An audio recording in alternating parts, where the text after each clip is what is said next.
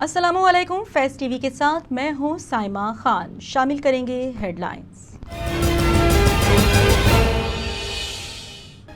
वज़ीर आज़म शहबाज शरीफ का कहना है कि इमरान खान ने रियासत पाकिस्तान के खिलाफ गद्दारी की साजिश की। साइफर के मामले में कौम और मुल्क के साथ बदतरीन बददियानती की गई। कभी किसी ने वतन का वक़ार इस तरह मजरू नहीं किया। ऑडियो लीक करने में हुकूमत का कोई किरदार नहीं है।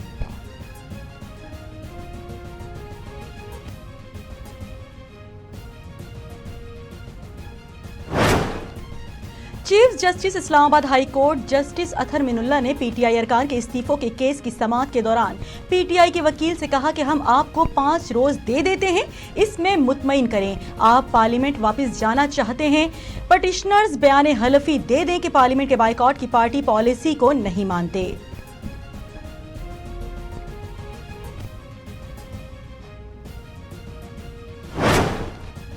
अदालत ने खातून जज को धमकाने के केस में चेयरमैन पीटीआई इमरान खान की अबूरी जमानत मंजूर कर ली।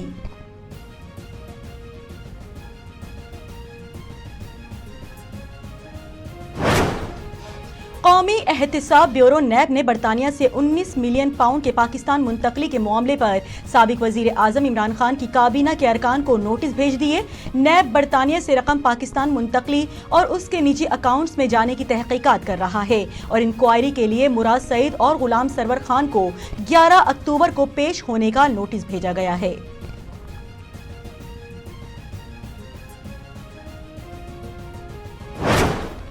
पीटीआई के रुकन सूबाई असेंबली हश्शाम इनामुल्लाह ने फवाद चौधरी के पठानों से मुतालिक हालिया बयान पर उनसे मुआफी का मुतालिबा कर दिया।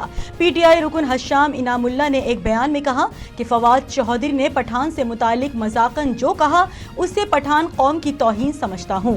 ये पठानों से मुतालिक ऐसी सोच रखते हुए कैसे पीटीआई तहरीक का हिस्सा बने। पीटीआई का बानी भी कौमियत के लिहाज से पठान हैं।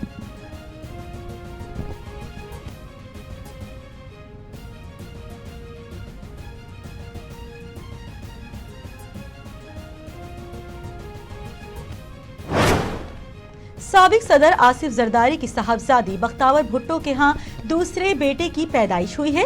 बख्तावर भुट्टो ने सोशल मीडिया पर दूसरे बेटे की पैदाइश की इत्तला दी और अल्लाह का शुक्र अदा किया। जबकि ट्वीट में बख्तावर ने तारीख गुज़िश्ता रोज 5 अक्टूबर 2022 की दर्ज की।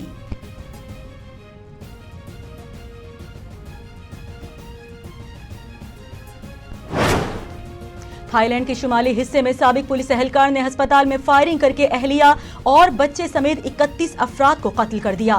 थाई हुकूमत के तर्जुमान के मुताबिक फायरिंग का वाकया नोंग हुआ लामगो में चाइल्ड डे केयर सेंटर में पेश आया।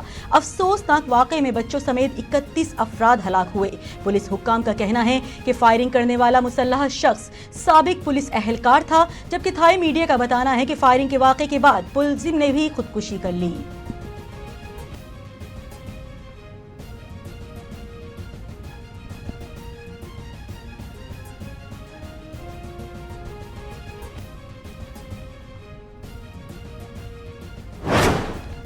विमेन एशिया कप T20 में बड़ा अपसेट हुआ है, जिसमें थाईलैंड ने पाकिस्तान को सनसनीखेज मुकाबले के बाद 4 विकेटों से शिकस्त दे दी। पाकिस्तान की जानिब से दिया गया 117 रन का हदफ थाईलैंड ने 6 विकेट के नुकसान पर 1 बॉल पहले हासिल कर लिया।